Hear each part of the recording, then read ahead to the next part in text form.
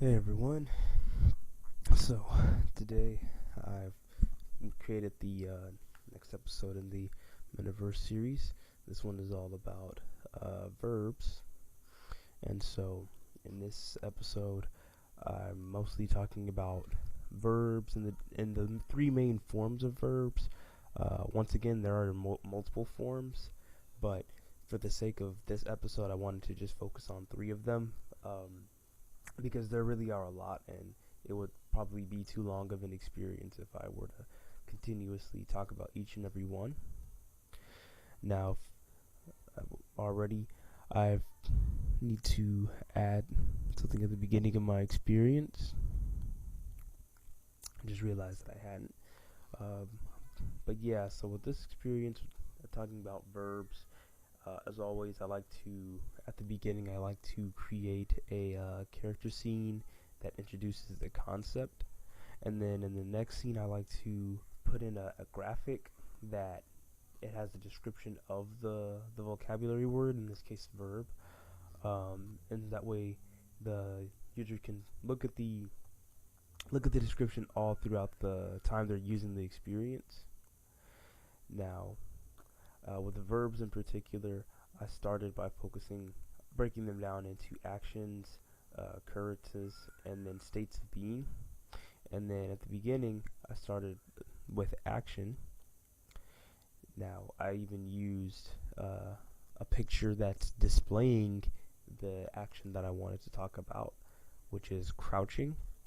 Crouching is another word for, ducking, leaning forward. Um, in this previous character scene, I mentioned the fact that a lot of verbs, especially actions, they end with ing. Now, uh, I should expand on that because if you say you tell someone to think, or if you tell someone to go read a book, those versions of the words are still they're still verbs. But my main point with that was just saying if you see a word that ends with ing, chances are it's a verb. In verbs in particular, it's when they're used in the sentence.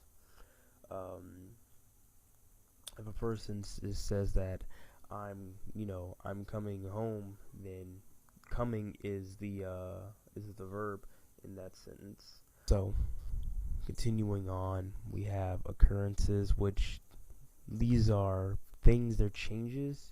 If something happens, it becomes something else or transforms. Those changes in particular are what make up occurrences. And in this instance, I use when I watch movies, I become happy. Um, become, you can use it differently, and it wouldn't be a verb. But in this particular instance, when you're using it as a transformative, you know, word, then it is indeed a verb. It's an occurrence. And then lastly, states of being. These are actually ones that are a lot more common. We say these a lot because as people, we oftentimes talk about how we're feeling. Little kids are great with states of being because they always say that they're hungry or they're tired or there's, etc., etc. Usually they end up forgetting the word that's a state of being, which is I feel hungry or I feel tired. You won't say you seem or I seem sleepy for the most part because it's like you already know how you feel. So unless you're using it in a playful or ironic sense, you would say I feel hungry, I feel sleepy. And so in this last one, I just simply give a few more tips on verbs. Now in this instance, I want to actually I need to add one more scene just so I can let them know what we're going to do next. So let's uh, let's flip let's flip a coin.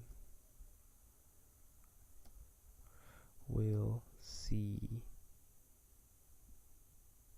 we'll see something happen. Period. Now, Admittedly, that's not the smoothest transition into this, but I mostly just wanted to focus on bringing to light uh, probability logic blocks. Probability logic blocks is these are mostly about number generation, random number generation, RNG for short. It's just simply put, there are multiple outcomes, and you know, the basically it could go one way or it could go another way. So enable for this to work, we're going to have two scenes that show two different outcomes.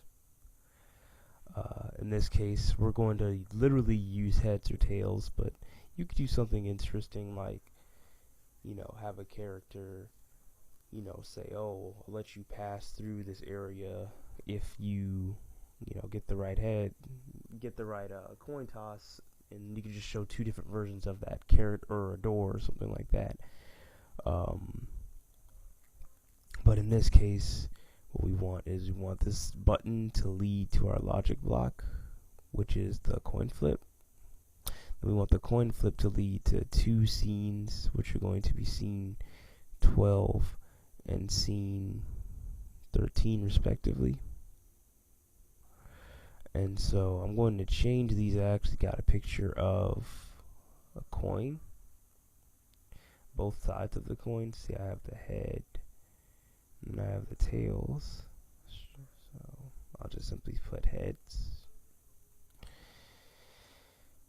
And then with this one, I'll put in the other one, which would be tails.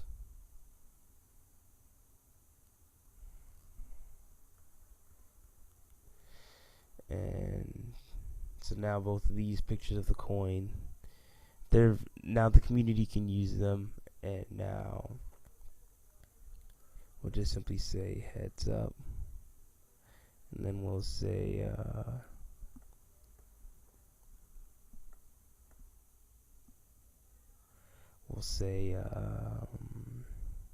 let's see,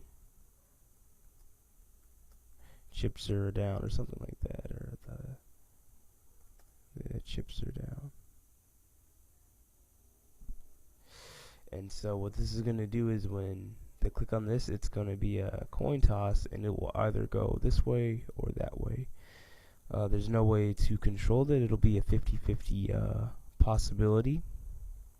And then I'm going to have the experience end, so that way it ends on a coin toss. So now I just need to test this out.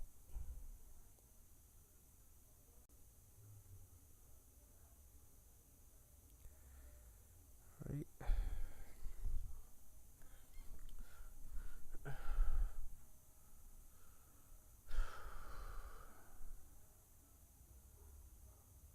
Okay, so everything is checking out. Alright.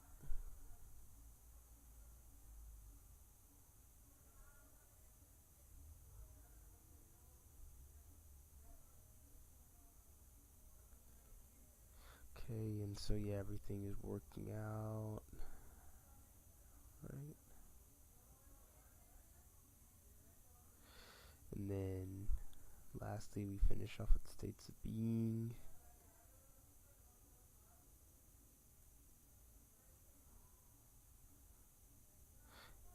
Okay, and then now, yeah, I want to see the coin toss and see how that works out.